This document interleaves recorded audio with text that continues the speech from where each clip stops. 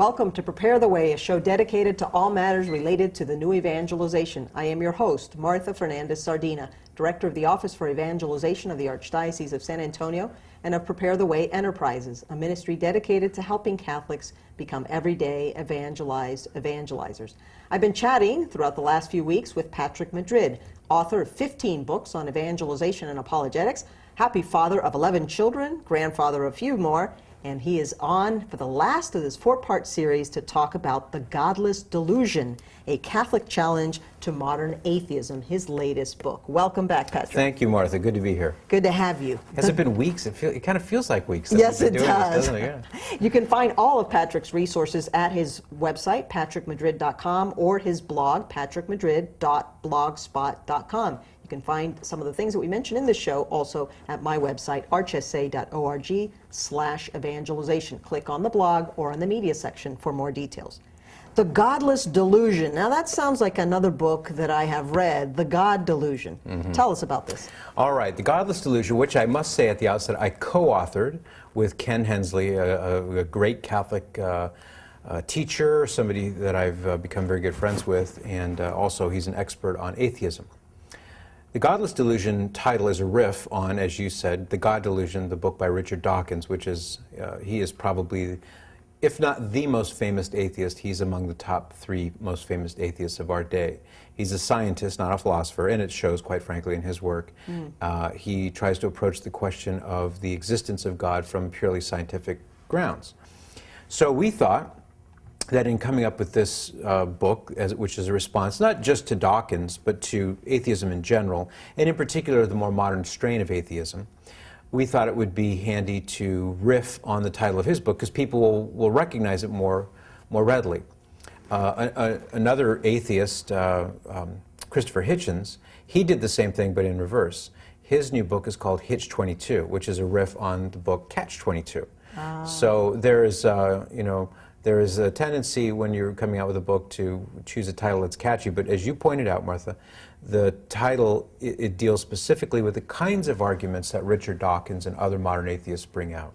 Was Christopher Hitchens the author of a book, What is Great About God, or something to that effect? I utter these words, I don't like to say the title of his book because it's blasphemous, but the title of his book is God is Not Great. And you and I both know that's not true. Absolutely not. But that's his premise. And Christopher Hitchens is I find him personally fascinating. He's a very brilliant orator. I like the way he uses the English language. I mean, I could listen for hours to Christopher Hitchens reading out of the telephone book. That's how interesting I find his... Because of the way he speaks. Yes, yeah, and he's clearly an intellectual, which I appreciate. So if that is you who could just listen to him speak, maybe that is also one of the things that attracts so many to read Hitchens or Dawkins and so forth.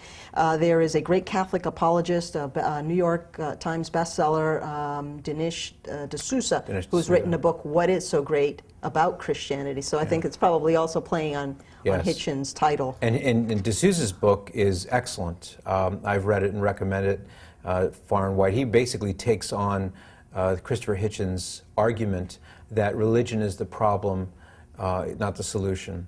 And in The Godless Delusion, we approach atheism from a completely different point of view. But for those who want answers to how to respond to Hitchens' attack on religion, Dinesh D'Souza's book would be a good example of a good response. Now, not to put you on the spot, but do you remember the other third major or leading atheist of modern times? Oh, there are a number of them. Sam Harris is one. Those who are a little bit older will remember the TV show, what was it called now? I'm going blank. But Carl Sagan was the host of the show, and he was a famous TV personality scientist who popularized, in the modern media at least, he popularized the view that Darwinian evolution is responsible for life as we know it on this earth, and that's in keeping with this atheistic outlook that God does not exist, that it's simply the forces of nature that result in what we see, human beings, animals, and the things around us, and that this is always evolving. So he would be another example. There are other prominent atheists, but those would be among the most prominent.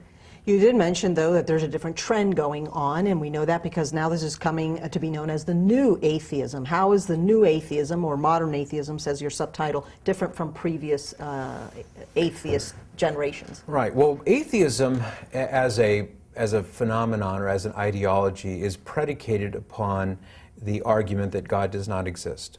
The new atheists, so-called, are more defined by their devotion to science as, at least in their view, a disproof of the existence of God. It doesn't mean that earlier atheists did not use science in an effort to try to disprove God, but the new atheists seem to really try to do that in a more sophisticated way. It doesn't make it any more effective, but this is what they do. They also, the new atheists, they have a very virulent attack upon religion, but in particular the Catholic Church. They will not really bother with Buddhists and Hindus, and they don't really care to attack or critique Quakers and Amish people and things like that. But it's the Catholic Church first and foremost, and then Protestantism a close second, and then certainly Islam. They see Islam as an example of how religion ruins everything, how religion inspires or engenders this tendency toward violence and killing and so forth. So a big part of the atheist complaint, which really has nothing to do one way or the other about the existence of God, has to do with the evils of people who are religious. We don't talk about that in the Godless Delusion because, as I said, whether Catholics are good, bad, or indifferent doesn't, in one way or the other, change that God exists or that He doesn't exist. You said they're very virulent, they're violent against us. They are, and they are. Dawkins has some pretty offensive terms with which to describe Catholics. He calls us the most, repugnant, deplorable thing on earth, doesn't he? Yeah, I mean, he has a wide vocabulary, and he employs it vigorously in his attacks on Christianity in general, but Catholicism as such. He and Christopher Hitchens, I know a moment ago I was saying how much I enjoyed listening to Christopher Hitchens, but I should add, of course, that Christopher Hitchens, he is very much at the forefront of a hate campaign against the Catholic Church. When Pope Benedict XVI visited Great Britain not so long ago, those two were at the forefront of an effort to try to get the Pope arrested and charged for crimes of the type of crimes for the pre-scandals and things like that. So they're definitely haters of religion, but the religion of the Catholic Church in particular. What are some of the main points then that both you and Kenneth Hensley address in this book and in response to the God Delusion? And of course the title of Dawkins' book, The God Delusion, is that we're all deluded in thinking there is a God. Right. And you're saying that the real delusion is to think there is no God. That's right. The atheist is the one who's deluded, which I think we conclusively show in this book. And I could just imagine any atheist who's listening to this just laughing and saying, "Ha, impossible, read the book." And I'm not even suggesting that you buy the book. Get it at a used bookstore for 50 cents. I mean, you don't have to put any money in my pocket, but I want to see people who deny God actually come to grips with the arguments that we make. Here's how we lay it out. We say, number one, there are many books out there that do a fine job of giving the proofs for the existence of God, whether they be St. Thomas's 5 proofs, talking about things like design and contingency and motion and things like that. Where can people find that if they're looking for St. Thomas Aquinas? Well, a very good contemporary book is called A Handbook of Catholic Apologetics, written by 2 philosophers at Boston College. And these are good philosophers. These are good Catholics. I know them both personally, Dr. Peter Kraft and Father Ron Tiselli, a Jesuit priest who teaches there. And they have 2 books that are on apologetics. One is on Christian apologetics, one on Catholic apologetics. It's actually the same book. And what happened was Ignatius Press came out with a new edition of that same book that added some additional things that deal with Catholic subjects. But all of the stuff that was in the first edition is present in the second one. But it's the one that's more prevalent. So we say at the outset... Of course, if somebody wanted to find St. Thomas Aquinas, they can go right to the Summa, right? The Summa Theologica. So yeah, heavy-duty reading, but... Right. Not everyone is a sumo wrestler, so they're not everyone is prepared to be able to do that. But for those who are, it's certainly recommended. We don't approach the issue of atheism from that standpoint. We don't approach the issue of atheism from the standpoint of Scripture or miracles. We don't talk about the proofs for the divinity of Christ. Other people have done a very good job of showing those, I think, conclusively. What we do, and I think this is where the Godless Delusion is unique among all the books, is we say Let's simply take atheism at its claim. Atheism claims that God does not exist. More importantly, atheism claims that anything spiritual does not exist. The only things that exist in the cosmos are things that are material, things that are reducible to matter. And this is very important for believers to understand, that the underlying assumption beneath the atheist denial of the existence of God is his assertion that the only things that exist are material. Here's why this is important. Here's what we do. We say, all right, there are only two options in this debate. Either God does not exist, which atheists claim, or he does. There's no third option. God can't like partly exist or not partly exist. He either does or he doesn't. And if that's the case, then if it can be conclusively shown that atheism is false and their position is false, then by default God must exist. So that's the premise that we take here. So we say, let's just subject atheism to a rigorous philosophical, logical critique and see what happens. And what we do is we show chapter by chapter that, number one, atheists simply cannot account for the world around them. They cannot account for things like love, memory, knowledge, our own personal awareness. You know, when you get out of bed in the morning, you know. You don't ask who you are. Yeah, you know who you are. I ask sometimes, where am I? But that's a different story. Right. I never ask, who am I? Right. You know who you are. You have a self-awareness, and you always have. I'm not surprised when I look in the mirror. Well, sometimes I am, for other reasons. But I don't say like, oh, it's you, Martha. Right. And that is not material. No, it's a none of these things self-awareness. are. Love is not material. Precisely. Love is not material. Human dignity, the value of human people, human rights, which is a big buzzword these days. All of these things, as well as morality, right and wrong, good and bad, evil, and so forth, all of those things are completely meaningless. In fact, they're more than meaningless if atheism is true. They don't really exist. And in the book, what we do is we quote profusely from leading authoritative atheist voices. I'll put the word authoritative in quote marks there. We quote them in their own words where they admit these things don't really exist. The atheist claim is that those things like love and justice and honesty and memory and knowledge and self-awareness, all those things, they're really simply the electrically charged chemical reactions that course through the gray matter of our brain. They are purely physical, nothing more. And as we show chapter by chapter, then I said the number one thing is that atheism simply can't account for reality. Christianity certainly can. Or even if it weren't Christianity, just belief in God alone, even if it's not the Christian God, that can account for reality as we all know it. Atheism can't. So that's one example. The second thing we do is we show that atheism makes all sorts of grandiose claims about things like human rights and good and evil. And they use this so-called argument based on the problem of evil, that if God was really good, why does he permit all this evil? And if he's really all-powerful, why doesn't he stop it? And that in itself presupposes that God exists. Because if God didn't exist, there would be no objective standard of morality of any kind. If it's purely Darwinian evolution at work, where it's the survival of the fittest and the strong devour the weak, and everything is just a matter of the forces of nature that are not guided by an intelligence, they're just simply guided by the forces of nature, then if that's the case, then morality has no meaning, good and bad has no meaning, and as we point out in the book, then you can't say that somebody like Hitler murdering Jews, or Pol Pot murdering Cambodians, or Mao Zedong murdering millions of Chinese, you can't say that that's wrong. You can say I don't like it or I don't agree with it, but you can't say it's wrong. And so even the problem of evil argument that atheists are so fond of using becomes a non-issue, because if God doesn't exist, there is no such thing as good or evil. How do they explain it in any way? They argue along these lines. They say that social convention tells them that certain things are good or evil, and we pick that apart too. Because we say, all right, well, what if social convention decided, as it did in Nazi Germany, that it's okay to kill Jews? Does it still make it right? Yeah, exactly. No, and they're forced, everything that they argue, the atheist arguments, they're forced back step by step in the Godless delusion. Because what we show them is, all right, you want to make this claim? Let's see where that leads.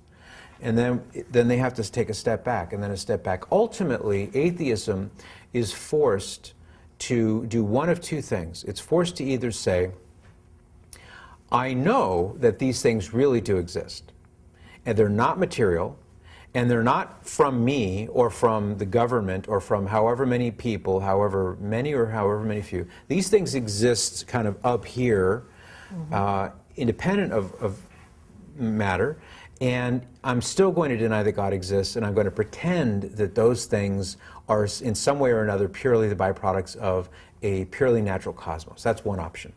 The other option is to say those things don't exist.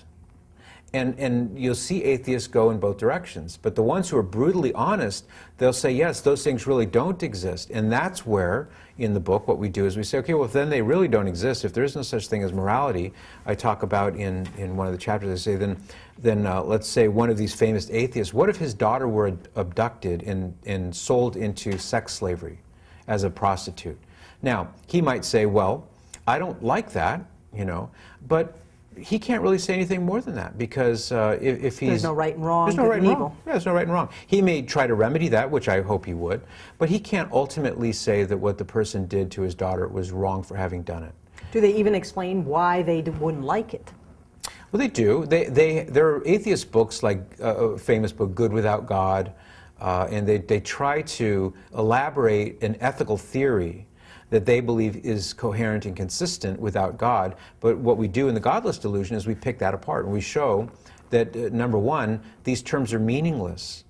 I mean, they will say, you know... Hold that thought for one. Okay, Come very back from good. this break, because this is very interesting, and you may know someone who is taking on these atheistic and secularistic views and may need to know how to counter that. When we come right back, we'll tackle the Godless Delusion.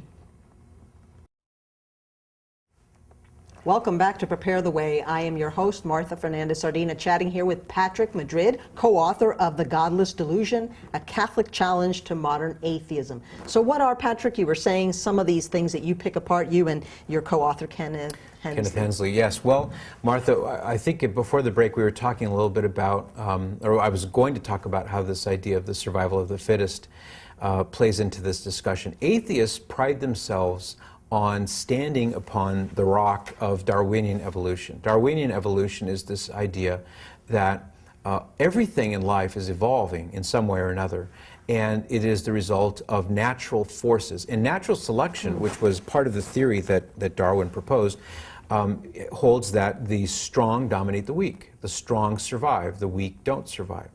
And so they frame their argument saying this is how the world works. God does not exist. And what we say is, okay, fine, if that's true, and if God does not exist, then you can't talk about morality, you can't talk about right and wrong, you can't talk about any of those things. So if that's the case, then why in the world would you bother to complain if Muslim terrorists blow up airplanes and kill 3,000 people? And how do they respond to something like that about God, or the case of the abduction of a daughter that we talked about before the break? They respond incoherently, because they'll say that's wrong.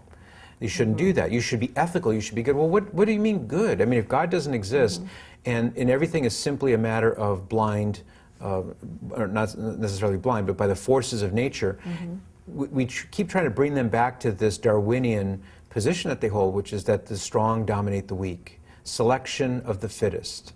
And so if the stronger ones are the ones that are committing terrorist acts and killing the weaker ones, what's wrong with that? You know, it simply fits your worldview, your naturalist worldview. One of the hypocrisies of atheism is a bankrupt philosophical system. It's utterly bankrupt. It's inconsistent. It's incoherent. And here's an example of that, is that they will decry the prevailing of the strong over the weak whenever it's in a religious context, or especially when it's in a religious context, but yet that undercuts the very position that they hold with regard to Darwinian evolution. So have you found then in your research and in writing and speaking about this and in encountering atheists, I suppose, that they're not as logical as they claim to be, No, they're and not. that they don't have all the answers that they claim to have? No, they don't. And that they are in some ways even more dogmatic than we, because they hold things to be true, whether they can prove them to be true or not? True. There is a blind faith about atheism, and it may be better said, a blind faith about atheists. Atheists, especially the ones, the prominent ones whose books that I've read and whose videos and lectures I've listened to, they worship science after a fashion. They wouldn't call it worship, but they do. because they recognize that there's something has to explain all this, and if they're not going to allow God to be the explanation of it, then they have to find something else that will do that. So science has become, in many respects, a God, and they are inconsistent, they are illogical in the way they approach this. They're not used to believers approaching them with a critique of atheism, as we do in this book. And I would say something else, which is very important to add, and that is that atheists tend to be very intelligent people. I'm not accusing atheists of being dummies, not at all. We're talking about scientists and people who have a lot of learning, many of them, not all of them, but many of them. And so there is a great deal of intellectual acumen there, and that's what makes atheism all the more baffling to me, is that how can you have people who are otherwise so intelligent falling for a worldview that is manifestly bankrupt, it's incoherent, as I've said before. And I know people, maybe people who are listening right now or watching and are atheists, they would say, yeah, you know, that's a lot of big talk. You know, you're talking big and you're throwing around all these terms. I say, reread the book, you know, and find out for yourself whether or not our critique of atheism has something to say for itself. Now, for the sake of those among our viewers and listeners, which are the very vast majority who are Catholic Christians who want to understand this better, debunk this myth that science is the ultimate authority. And you mentioned at the top of the show that Dawkins is more of a, you said, a scientist, not a philosopher. Yeah. Philosophy has a lot to do with this, right? Because it has everything to do with it. Is science the ultimate word? No. Well, or does it have the ultimate word? Science certainly has the ultimate word when it comes to the physical universe, certainly. We don't deny that for a moment. In fact, I would hail all the scientists, whether they be atheist scientists or believers, who have taught us an awful lot about the world around us. I mean, that's an important role, and I am very grateful for the breakthroughs in science. I mean, believe me, I love living in the generation of Advil and air conditioning. I would not want to live 100 years ago when, you know, you have to have a tooth pulled and they say bite down on this stick, you know. Yeah. So now, I'm grateful for science. Just to clarify, when you say you're grateful for science and they've contributed a lot, not that they have the last word on everything, because scientists don't know everything yet. Well, then they themselves will tell you that. And I even in the material world, let alone in the philosophical I have no questions. disagreement. I love science. I'm grateful for science. And I admire and I respect scientists, whether, as I say, whether or not they're atheists or not. I don't want anyone to get the impression that I'm somehow poo-pooing science. I mean, far from it. Nor does the Catholic Church. No, not we even at all. have academies of science in the Vatican. We've always been, some of the greatest scientists of the ages have been Catholics, including monks and priests. That's right. Here's the crux of the issue, Martha, and that is that science can say nothing about whether or not God exists. And this is the fault of people like Richard Dawkins, Dr. Richard Dawkins, insofar as they assume, there's an a priori assumption that science, if I can't prove scientifically that God exists, then God must not exist. They're hitting the bullseye on the wrong target, because science can tell us about pre-given realities, things that are material, and that's all that science can deal with. It can only deal with material things. It can measure, study, examine things that our senses are able to show us. But science has nothing to say whatsoever about the existence of an immaterial God. That's the realm of philosophy. Ah, so that is very important that we keep in mind, because sometimes people say, well, it's sort of that question, where's that in the Bible? If it's not in the Bible, it must not be true. It's also, where's that in science? If it's not in science, it must not be true. That's not true. That's not true. That's not true. No, not at all. So if someone says, I've never been loved, I've never loved, so love must not exist, that's not... It's not true on two counts, because God loves them. And you know, other people have loved them even if they don't feel loved. Really, it gets down to this point, and that is, I'm glad you brought this up, Martha, and that is that for all the talk about science this and science that, as much as I admire and am grateful for science, and will continue to be so for the rest of my life, it makes me sort of roll my eyes and I say to myself, that person doesn't really understand. Science has nothing to say about whether or not God exists, because the existence of God is something that only philosophy is able to deal with. And that's one reason why when you have a scientist who proclaims atheism on the basis of science, he's completely misunderstanding what's at stake here. So two important things to remember so far. One is these issues of the existence of God or lack thereof are not scientific issues. Secondly, That's right. they can't even prove their own claims.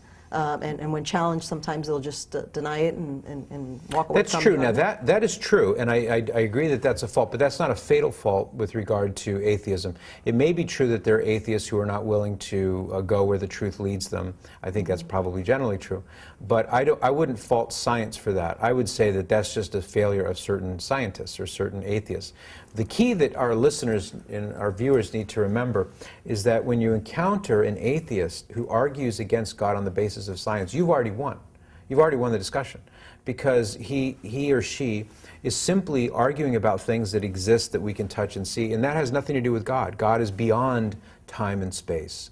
And that gets us back to the issue of the Godless delusion. What we try to do is we try to show, since there's only one or the other that's true, either God exists or he doesn't exist, if we can show conclusively, which I believe we do in this book, if we can show conclusively that atheism is false, then the default position is that God must exist. And we're not trying to prove that it's the Christian God. We're not trying to say that, okay, well then Jesus Christ is God. We're not trying to prove any of those things. We're simply saying that we can show that atheism is false.